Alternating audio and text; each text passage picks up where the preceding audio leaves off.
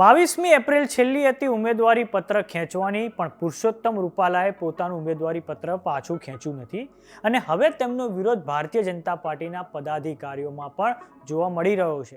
નમસ્કાર, જમાવટ સાથે હું છું પાર્થ.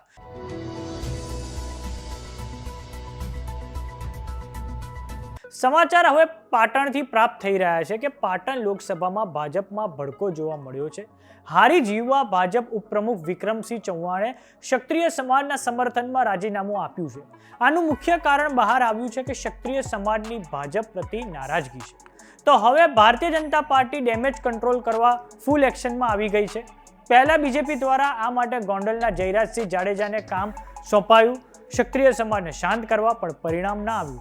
આ પછી ક્ષત્રિય સમાજની સંકલન સમિતિના સદસ્યોની મીટિંગ સીએમ ભૂપેન્દ્રભાઈ પટેલના નિવાસસ્થાને બીજેપી પ્રદેશ પ્રમુખ CR પાટીલ, ગૃહ રાજ્યમંત્રી હર્ષ સંઘવીની હાજરીમાં થઈ હતી. આ બેઠકથી પણ કોઈ પરિણામ ના આવ્યું, કેમ કે ક્ષત્રિય સમાજ પોતાની માંગ પર અડગ છે. તો હવે ગૃહ રાજ્યમંત્રી હર્ષ સંઘવીએ ડેમેજ કંટ્રોલ માટે ભાવનગર, સુરેન્દ્રનગર અને ભુજમાં બંધ બારણે ક્ષત્રિય આગેવાનો સાથે બેઠક કરી હતી. આ બેઠકમાં બીજેપીના ઉમેદવારો, હોદ્દેદારો અને ધારાસભ્યો ઉપસ્થિત રહ્યા હતા. આ જુઓ ફોટોસ.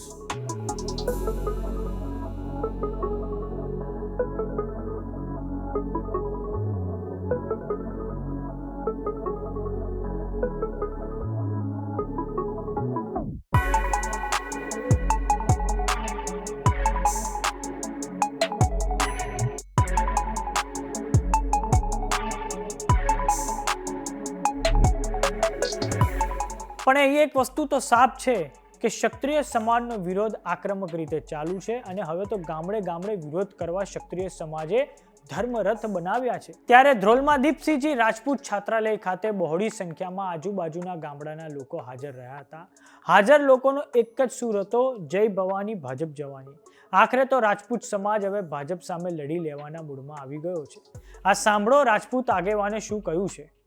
આજરોજ ધ્રોલ ખાતે ગુજરાત ક્ષત્રિય સંકલન સમિતિના આદેશ અનુસાર સમગ્ર ધ્રોલ તાલુકો, શહેર અને વિસ્તારમાંથી એક જબરજસ્ત મોટી સભા અહીંયા આયોજન થયું છે ક્ષત્રિય સમાજના બોર્ડિંગમાં. ત્યારે આજે સમગ્ર તાલુકાના આગેવાનો, યુવાનો અને વડીલોએ એક જ પ્રણ લીધું છે કે આગામી 7 તારીખે ભાજપને હરાવવા અને એક પણ મત ક્ષત્રિયોના ગામ, એની સાથે સંકળાયેલા અન્ય સમાજોની સાથે રાખીને આ યુદ્ધનું એલાન કરીએ છીએ અને ગામે ગામ સમિતિ રચના કરી અને બધા જ સાથે મળીને આપણે આ પરિણામ લાવવાનું છે.